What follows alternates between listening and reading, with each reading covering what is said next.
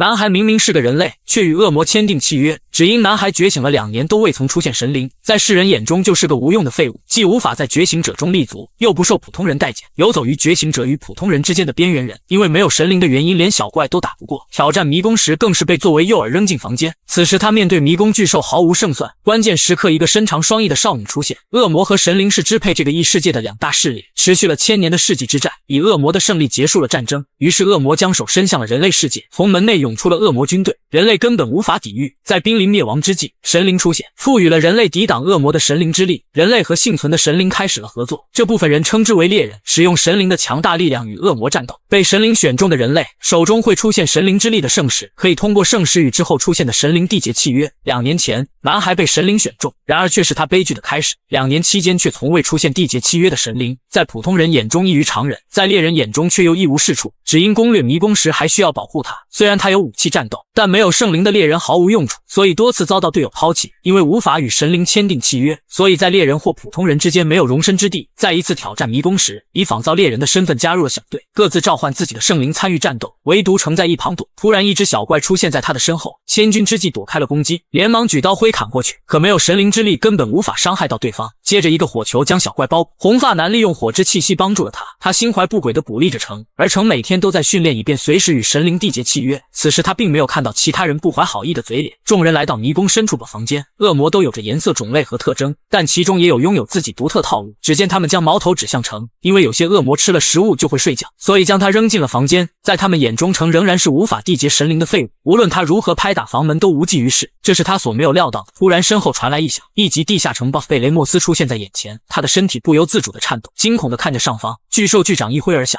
城连忙跳跃躲开，被正面击中必死无疑。对方一击落空，似乎有些生气，而城获胜的可能性几乎为零。突然他发现不远处的缝隙，可巨兽一声怒吼，接着无数的石块掉落，唯一的逃生出口被堵死。巨兽朝他扑面而来，露出了血盆大嘴，手中的圣石竟出现了异变，黑暗气息从圣石内迸发，形成了一处空间抵挡攻击。他一脸茫然看着眼前的空间，手中的黑暗气息还在不断涌出。一个身长双翼的少女出现眼前，只见少女缓缓开口：“是否和我缔结契约？”少女好奇看着眼前的少年，她完全没有想到自己的神灵会以这种方式出现，但还是选择了缔结契约。随着契约成立，她感受到了身体传来的力量，空间消失后，巨兽再次出现在眼前，发动声波攻击，接着冲了上去。城在千钧之际躲开了冲击，他此时终于感受到了神灵之力的力量，轻轻一跃就拉开了距离，嘴角不由自主的上扬，反击时刻开始。可下一秒就傻眼，他忘了问神灵的能力，在躲闪攻击的同时询问少女，少女的能力犹如周身散发的气息一般，影之反叛者，只要想象就能自由操控影。接着一把影剑便出现在他的手中，而将影子转化为武器对现在的他来说已经是极限，但已经有了与巨兽一战的能力。巨兽的尾巴横扫过来，只见他一记挥砍便化解了攻击，对方恼羞成怒，城也做好了蓄力一击，以极快的速度冲了上去，却被巨兽躲开，因身形差距无法触及对方。可几次攻击之后，他已经掌握了距离，下一秒一把40米的大砍刀出现。为了能够与神灵缔结契约，2年间严格训练，每天挥剑1000次，现在的训练效果显现，在这一剑下巨兽被一分为二。城不可置信看着这一幕，这是他第一次击杀魔兽，接着召唤出了神灵，对此表示感谢。可下一秒少女的话让他愣在了原地，我不是神灵，我是恶魔。男子被当作诱饵扔进了迷宫，却意外与 3S 级恶魔签订契约，在神灵的世界中获得了黑暗力量，影之反叛者。恶魔是消灭大部分神灵，将人类逼入灭亡的存在。为了阻止恶魔，人类与神灵签订契约，帮助人类战斗。城难以置信眼前的少女竟是恶魔的身份，他必须了解清楚状况。这时把房门被打开，眼前的一幕出乎他们的预料，废材竟然存活了下来。看到他身后的契约灵便明白了一切，不能让对方活着出去，否则他们的事迹将会败露。他们没有选择，立马朝着城发动攻击。城同样别无选择，无论眼前的少女是恶魔还是神灵，此时必须借助她的力量。少女明显一愣，知道自己是恶魔的情况，还继续使用自己的力量，但还是化为了影剑。对方还以为他契约一个下位神灵，可下一秒就傻眼了，一股恐怖的威压扑面而来，特殊神灵的力量。他们没有想到城的契约灵竟然是一个异常的神灵，吓得他们的契约灵不敢向前。神灵分为上、中、下以及特级，而特级是极少数的存在。城不免好奇眼前的少女到底是谁，还没等他解释，红毛周身冒火，竟想着以下位神灵挑战特级，霎时间来到城的面前，面对拳锋凌厉的一拳，却被他轻松躲开。然而对方竟在手中凝聚火球，就在他以为计谋得逞时，却被城一剑劈开。红毛没有想到自己火焰被他轻松化解，不由恼羞成怒。在他看来，对方只是幸运契约了一个强大的神灵而已。废材终究是废材。然而这2年来的遭遇绝不只是幸运，在神灵选择自己的时候，他更想着能够马上与神灵缔结契约。在放弃之前得到的东西不叫幸运。此时红毛身后火焰冲天，还让其他2人发动最强技能：火晶的咆哮、水晶的大射手、雷晶的长枪，火水雷3系朝着城所在的位置爆射而去，瞬间就爆炸开来。可下一秒就愣在当场，程安阳无恙地站在那里，所有攻击全部斩断。说完就缓缓朝他们走去，散发出来的恐怖威压凝聚成一双眼前看着他们。红毛不甘心继续攻击，程一个Z走步躲开，瞬间来到他的跟前，将手中的剑虚化，朝着腹部一拳砸了下去。你太弱了。说完就让他们带着红毛离开，并警告他们不得将这里的事情告诉其他人。程并不想让自己缔结特殊神灵的事情泄露出去，而对方害怕自己事迹败露，肯定也不会说出去。接着就是了解清楚为什么恶魔会出现在这里，而他自己为什么能够和恶魔缔结契约。男孩背叛全人类与恶魔签订契约，只因在他被公认为废材的时候，恶魔可以给他带来力量，引之反叛者更是可以进化出新的能力，幽影拘束，能够以一人之力挑战地级迷宫。然而令人意想不到的是，恶魔本是神灵，而且还是最高等级的天使族，因为某种事情堕落成恶魔。莉亚原来的身份是神灵，因此才能和城缔结契约，但他并不清楚圣石为什么会出现在城的手中，而莉亚希望城解除契约，可城从来没有听说过神灵会变成邪灵或恶魔，最终还是选择了相信莉亚，继续作为他的契约灵。接着2人一起走出迷宫，然而背后却有一双眼睛注视着他们，竟是2个恶魔。看着这一出好戏，认为堕落天使莉亚背叛了他们，因为与恶魔缔结契约的原因，他不得不选择单独攻略迷宫，而且为了不暴露实力，只能选择挑战 F 级迷宫。突然人群中发生骚动， S 级猎人天成雄武，他一眼就注意到了不远处的城，询问城的等级和姓名，在得知只有 F 级时有些意外，可他似乎可以感受到城体内的力量。城在领取 F 级迷宫任务之后便离开了。这次迷宫的环境相对比较沉闷，在等级排名中 F 级恶魔最弱。突然一团黑影出现，城连忙召唤引剑格挡，强大的冲击力还是让他倒飞了出去，而他也感受到了对方的异常速度，竟是地级魔狼。不明白明明是 F 级迷宫却出现地级魔物，眼看对方就要围了上来，城选择了1对1的策略，看准一头魔狼就冲了上去，可身后的攻击紧随其后，他不得不侧身躲开，在连续数次躲闪之后，竟又被包围起来。他也没有想到对方还会协同配合作战，一声咆哮过后就冲了上去，虽然抵挡了攻击，但是却被另一头魔狼撞飞。魔狼如饥似渴地看着他，对方抓住了一点点缝隙就发动攻击，现在缓缓地朝他走去。这时城却将引剑解除，故意露出破绽，就在对方扑上来的瞬间，再次召唤引剑劈开了对方的身体。2人也没有想到会进入了地级迷宫，可为清除 BOSS 之前，传送门并不会打开。数头魔狼再次出现，这次莉亚指导着城用单手瞄准魔狼，想象影之锁，黑色气息从手中散发，下一秒数根锁链爆射而出，将对方身体牢牢锁住。技能幽影拘束，可以限制对方行动的能力，在引剑的配合下一击必杀，片刻过后便消灭了所有魔狼。虽然使用幽影拘束会消耗大量的魔力，但在击杀魔物的同时会变得更强，甚至感觉不到疲态，因为锻炼出了高超的身体能力，所以在与恶魔的战斗中而急速成长。在莉亚看来，城在精神层面和思考能力都无可挑剔。迷宫的最深处房间，打开房门的瞬间，一股强大的气浪迎面而来，地级地下城 BOSS 巨型魔血。男孩怎么也没有想到，自己竟和3S 级恶魔缔结契约，更是遇到了地级迷宫终极 BOSS。不久前城明明向工会申请了 F 级迷宫，结果却出现了地级魔狼，在 BOSS 房间更是有着巨型魔蝎，外壳犹如金属矿物一般坚硬。然而城却激动。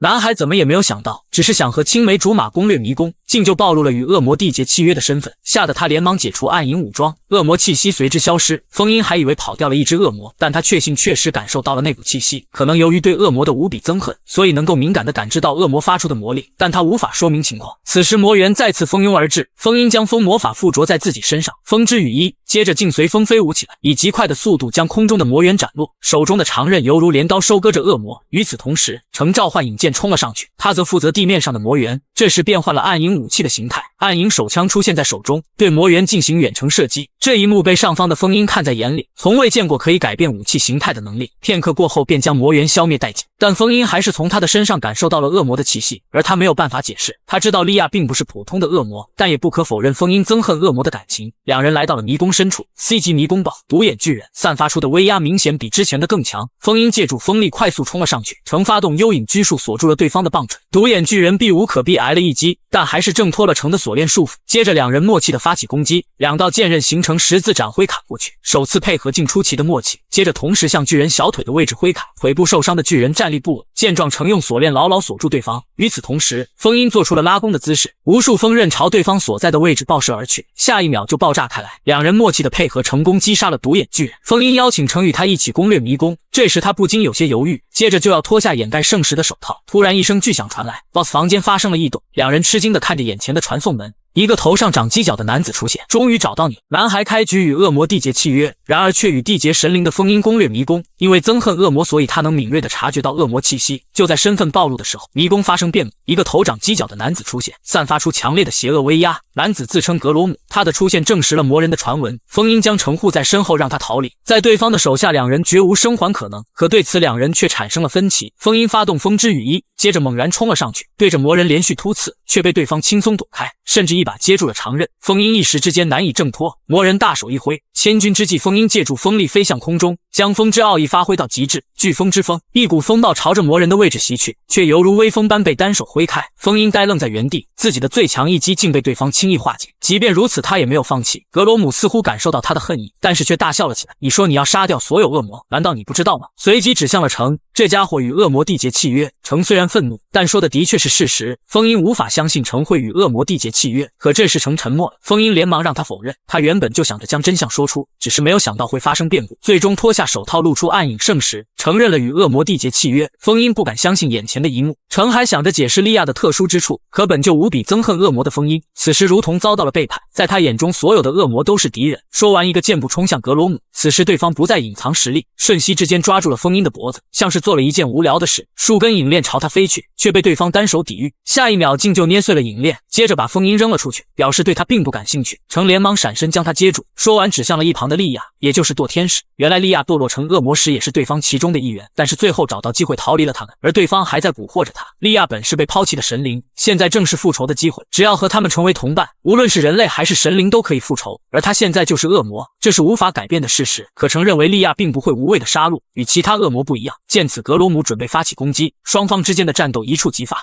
这是一个与神灵共存的世界，蓝孩却与恶魔签订契约，只因那个恶魔是被神灵抛弃的天使。在挑战迷宫时，魔人出现，两者的实力悬殊，在对方的一击之下，风音失去意识，城将莉亚召唤出，暴露了与恶魔缔结契约的身份。相比城的严阵以待，魔人显得相对轻松，闪身冲了上去，城连忙提剑放置胸前，可对方却没有直接攻击，闪身至他身后，被一击击飞出去，完全跟不上对方的速度，发动引链束缚对方的手脚，引枪的子弹爆射而出，却被对方以极快的速度接住。魔人戏谑般看着城，犹如游戏一般。风音此时恢复了意识，眼前的少女正是对方所说的堕天使，还是无法接受城与恶魔缔结契约。可即便借用莉亚的力量，仍然无法触及对方，甚至遭到对方连续攻击。可他并没有因此而屈服。见此，一旁的风音似乎明白了什么。原来在他哥哥去世1周后，城找到了他，在他对生活放弃的时候，是城鼓励他重拾信心。此时城再次被对方击飞出去，口吐番茄酱。突然一阵声音传来，风音大喊着让他不要放弃，这是风音对他的信任。这时魔人再次冲了过来，城提剑格挡了这次的攻势，一跃而起躲开攻击。城反击对方数剑，挥剑速度明显比之前快了很多，渐渐逼近对方的眼睛，挥剑上挑划过，关键时刻被对方躲闪，但一道血痕在脸颊浮现。可对方舔了舔滑落的血液，事情开始变得有趣，游戏差不多该结束了。魔力在他手中凝聚，狂暴的魔力让两人心中一惊，一股压迫感扑面而来，对方再次邀请莉亚与他战队，莉亚拒绝了对方。话音刚落，魔力冲击波朝他们爆射而去，两人脸上露出惊恐之色。然而下一秒，一个黑洞出现在眼前，吞噬了对方的魔力攻击，一只手拍在程的肩膀上，要不要和我一起玩？明明是存活1000年的魔人，却被眼前的男人打得毫无还手之力，甚至消去了半边身体。当他发动魔法攻击时，关键时刻 S 级猎人天成赶到，展现出了压倒性的压迫感。即便如此，格罗姆仍然肆无忌惮。这次轮到天成戏谑看着他，下一秒格罗姆瞳孔猛缩，一个特级神灵出现在天成身后，意味着两人的实力不在一个水平。可他还是一个箭步冲了上去，接触的瞬间被天成握住拳头，接着将对方甩飞出去。在他的身后出现传送门，与此同时，在天成的上方同样出现了传送门。格罗姆从传送门掉落，天成一拳砸了下去，完全将对方玩弄股掌之间。原来对恶魔的攻击只有神力才能凑效，而眼前的男人将神力覆盖全身。这时格罗姆手中汇聚魔力，仍不相信败于对方。鸣击，强大的魔力冲击波爆射而去，天成双指一捏，轻轻挥动，穿空，一道金光化解了冲击波。见状，格罗姆呆愣在原地，接着一块石块朝他飞去，躲闪不及的格罗姆被削去了半边身体。成非常吃惊天成的强大，没有移动半步就击败对方。天成知道对方避开了要害，格罗姆忍着剧痛爆发出一股力量，然而一个身影出现阻止了他。这一幕让众人露出惊恐之色，对方竟毫无声息出现。格罗姆同样害怕对方的出现，男人提醒他以这种状态使用技能将会反噬，双方都能感觉得到对方的强大。男人并不想多事生非，便要转身离开。格罗姆心有不甘，只见男人一个眼神，你听不见我说的话吗？他立马安静下来，放下狠话后一同离开。见状，天成也无可奈何，真要打起来也讨不到好。从一开始他就感知到成与恶魔缔结契约，所以魔人必定会与他联系。在猎人协会得知攻略的迷宫后就赶了过来。风音虽然与成和解，但对恶魔的憎恨并没有减少，两人之间剑拔弩张。天成知道莉亚是元神灵且具有恶魔的特性，但还是选择相信他们。成想让对方指导自己变强，一道金光一闪而过，天成已经离开数米，说着期待并肩作战的日子。经过这一变故，魔人将会消停一段时间。另一边正是猎人协会会长，对方换了一个话题，斩杀数人的凶手即猎人水师佑胜，虽然被刑拘起来，但几天前突然消失了。很明显对方想让天成处理这个事情，他拒绝了对方。现在他更想培养这两个新人，随即便结束了通话。没有想到会议室还坐着另外一个人，水上佑胜的弟子上山王慈。男孩只是想拍照发个朋友圈，就被冰晶包裹成为冰人，一击之下变成碎块。男人原本即猎人的天才，因残杀无辜人类而被猎人协会通缉。王慈是他的弟子，同为即猎人，虽然两人亦师亦友，但理念却不相同。王慈认为击杀恶魔是猎人的首要任务，佑胜觉得只有击杀恶魔才能成为英雄，就是一个可笑的规则。每个人的追求不同，对此王慈并没有过多纠结。另一边，成和风音在挑战副本之后加强自身训练，虽然两人暂时消除了隔阂，但与莉亚仍然争吵不断。这时两人同时收到了猎人协会的信息，因为天成的推荐，两人来到猎人协会异常对策科邀请他们参与对冰室佑胜的搜索，而对方极有可能潜伏在离越狱地点最近的副本。可现在两人以 C 级猎人的实力根本不可能应对。话音刚落，王慈走了进来，风音一眼就认出了对方的身份，同样是1级以上的天才。可当他说出是佑胜的弟子时，空气仿佛停滞了一般。然而对方并不想和他们一起搜寻佑胜，是他一个人的职责，可只有击败恶魔才能更好的寻找，3个人比1个人效率更高。对此王慈不再拒绝，但也没有商量对策就离开了。另一边，一座破败的学校，禁止入内的门牌掉落在地，几人出现在楼道内，一股冰冷气息弥漫整个楼层，顺着寒气打开了一处教室门，一个巨大的冰球映入眼帘，覆盖着冰晶尖刺。就在他们向猎人协会汇报时，声音戛然而止，两人瞬间被冰晶包裹，还没等他反应过来，也瞬间化为冰人，在男人的手下变成碎块。佑胜看着眼前的冰球，喃喃自语，必须要隐藏得更隐蔽，无用的尸体越来越多，我没有错，开始对猎人协会的复仇。进化了，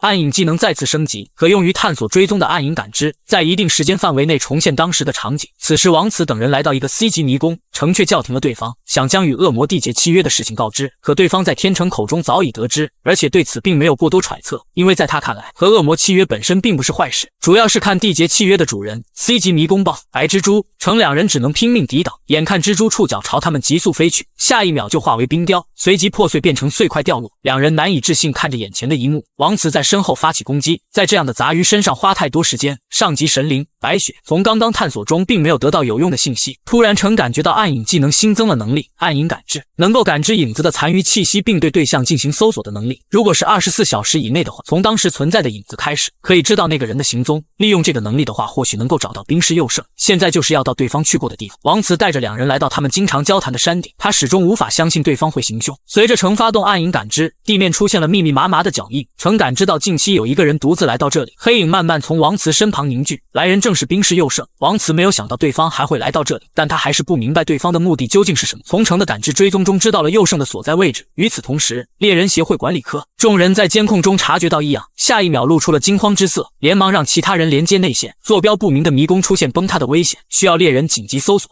暴露了！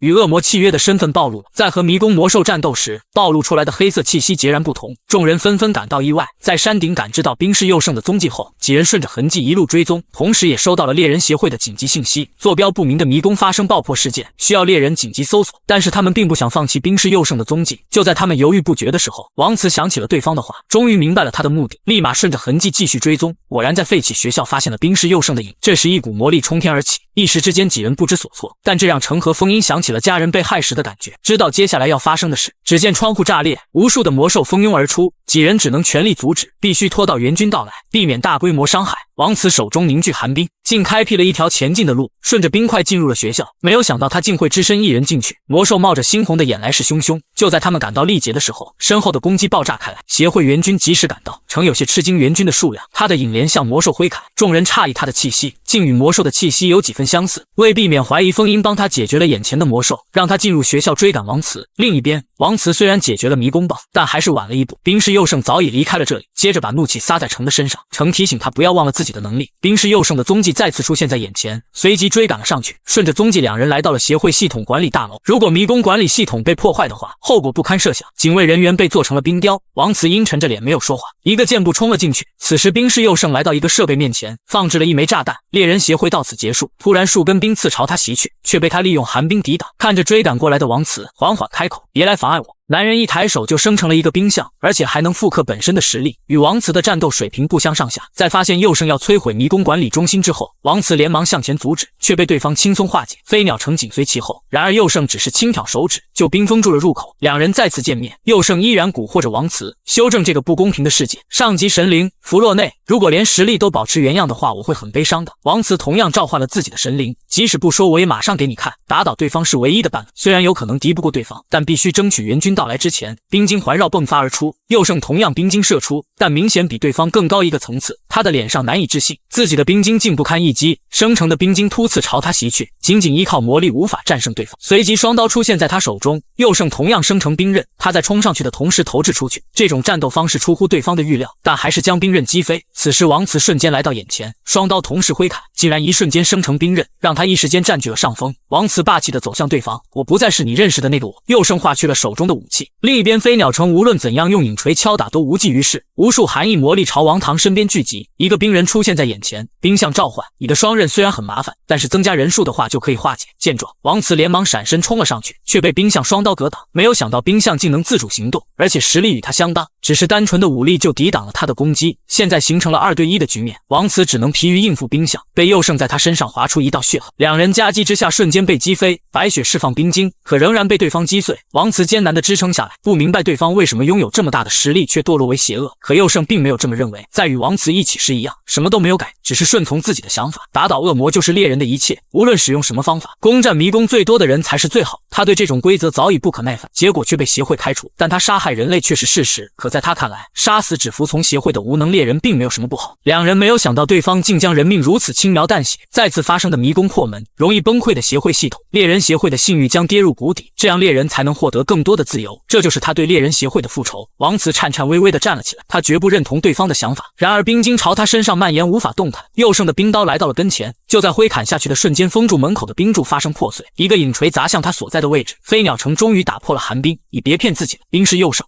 燃了！一蓝一白的冰龙对决碰撞，少年只是挥出一剑，冰像瞬间被剑刃一分为二。两人共享暗影感知的视野，能够清晰地感知到对方的动作。可拼命化解迷宫危机之后，却被猎人协会逮捕。飞鸟城打碎了寒冰，进入迷宫管理中心。王慈没有想到，他为了救自己而不断地敲打冰块。见此，王慈改变了对他的看法。在佑胜看来，眼前的少年并不是普通的杂鱼，有了飞鸟城的配合，形成了2对2的局面。见状，佑胜只能选择相对较弱的飞鸟城，却被王慈挡在了前面。你的对手是我。眼看自己的计划落空，佑胜心惊暴起，不得不指挥冰分身攻向飞鸟城。冰分身凌厉的攻势让他不免心中一惊。然而对方虽然很强，但是与魔人相比却差了许多。这边王慈因为担心飞鸟城而被压着打，那个少年怎么也不可能打倒我的分身。话音刚落，一道剑刃划过，冰分身瞬间被一分为二。你的分身好像并没有那么强。这时他终于发现了飞鸟城与恶魔缔结契约的身份。你打算一辈子藏着和恶魔契约的事做猎人吗？佑胜想着拉拢他一起改变这世界，然而飞鸟城痛恨他的所作所为，对方的行为与恶魔无异，无论怎样的生活方式，他都想作为猎人拯救世界，并以猎人的身份打倒他。两人剑指对方，急速的影子一掠而过，竟无法捕捉到对方的动作。飞鸟城只能拼命的格挡，对方与分身的实力相差悬殊。突然发现暗影感知可以探测到影子的移动，通过影子的残余气息就可以知道冰室的运动轨迹。在利亚的提醒下，可以与他人暂时共享暗影感知的能力。佑胜的动作同时出现在两人的眼中，可以轻松躲开挥剑。在两人合击下，佑胜开始有些吃力，他不明白为什么对方突然能够捕捉到自己的动作。寒冰气息开始聚集，强烈的威压扑面而来，由寒冰凝聚而成的巨大冰龙浮现。与此同时，王慈同样生成了冰龙，一蓝一白两股力量碰撞在一起，白龙被青龙咬在口中，接着寒气弥漫了整个管理中心。就在他以为取得胜利的时候，两把利刃架在脖子上，他完全没有想到对方会出现在他的身后。两道剑刃同时挥下，炸弹控制器被砍成两半。王慈知道对方想要自由的想法，但却走错了道路。两人配合下，终于捉到了冰室佑胜。这时猎人协会赶到，在确认冰室佑胜捕捉任务完成后，竟反手逮捕飞鸟城。一个白衣男子出现，你有与恶魔联系的嫌疑。这是一个神灵与恶魔共存的世界。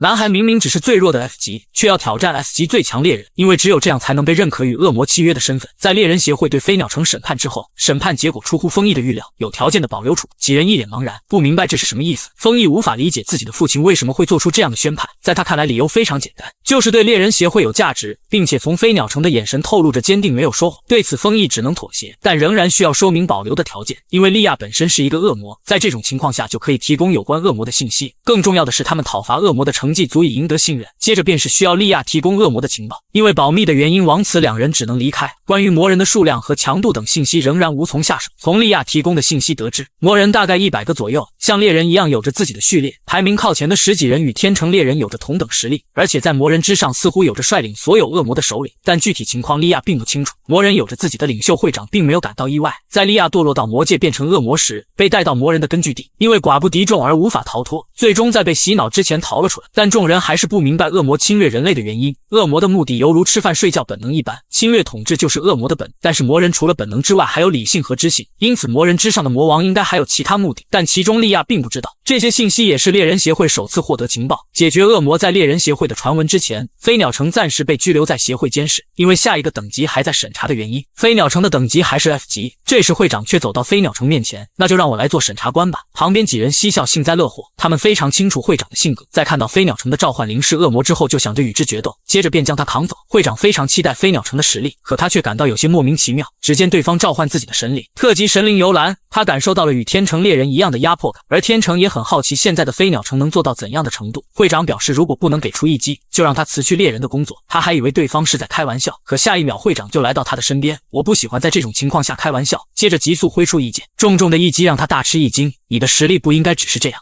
男孩第一次参加试炼考核，就被眼前的一幕震惊住了。只因对方同样有着可以变换武器的能力，随意变换的武器让他措手不及。从考核一开始，飞鸟城就被一击击飞，强而有力的攻击让他颤抖起来，双手止不住的发抖。会长多年的战斗经验散发出莫名的威压，暗影锁链将对方束缚，这个能力让他感到意外。飞鸟城举剑一跃而起，然而下一秒就愣住，对方竟空手接住了自己的剑刃，无法再前进分毫。两者之间的实力根本不在同一水平。他顺势后翻拉开距离，眼前的会长就是一头怪物，即使是简单的一击都难以办到。突然对方原地消失，以极快的速度来到他的面前，金色剑刃朝他挥出，这种力量的挥剑根本无法接下，连忙后跃躲开，剑刃划破了他身上的衣服。虽然会长看似没有手下留情，但增加了手中的动作让飞鸟城得以避开。会长的攻击再次袭来，大开大合的动作也让他有惊无险的躲闪，抓住机会将引剑变成引枪远程攻击，射出的子弹正中对方。就在大家以为战斗结束的时候，会长手中的盾牌抵挡住了子弹，接着变换成长枪。飞鸟城不免心中一惊，原来会长神灵的能力是换装，可以对武器进行变换。到目前为止已经变换了3次武器。游兰的换装与利亚的变成非常相似，但神灵游兰也被称为武神，可以使用传说中的武装，这也是他在冰刃战斗中最强的原因。第二轮的攻击接踵而至，长枪一击而下，烟尘中2道光点急速飞来，他连忙提剑格挡，没有想到竟是2把巨斧，巨锤一锤砸下，紧接着巨剑划过，飞鸟城跳跃躲开，巨剑变换长弓，剑矢朝他急速飞去。密集的攻击虽然让飞鸟城应接不暇，